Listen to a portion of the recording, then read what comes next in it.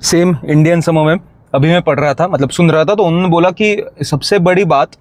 ये थी कि जिन्ना साहब जब उनकी वाइफ की डेथ हो गई तो वो जा चुके थे लंदन, वो वहाँ पे ऑलमोस्ट सेटल हो चुके थे, वहाँ पे उन्होंने पॉलिटिकल लाइफ ऑलमोस्ट छोड़ दी थी, उनके बेटे के साथ वो रह रहे थे और he was thinking to apply for position in Plymouth, जहाँ पर वो कॉन्स्टिट्यूंसी पे खड़े हो जाएंगे वापस इलेक्शन में, लेकिन वो भी रिजेक्ट कर दिया था and he was fine. But then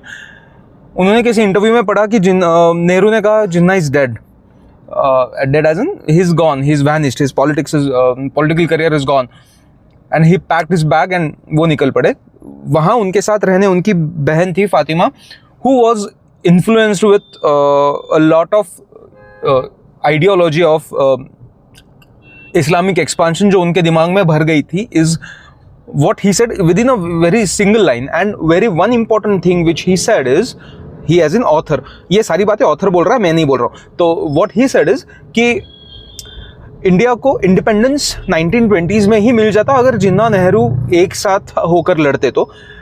लेकिन इंडिया को इंडिपेंडेंस लेट मिलने की सबसे बड़ी वजह रही थी वो है गांधी जी, जिन्होंने स्पिरिचुअल और पॉलिटिकल आइडियोलॉजीज एक साथ करके मिक्स करके अपना इंडिपेंडेंस डिले करवाते गए, because he used to think कि अभी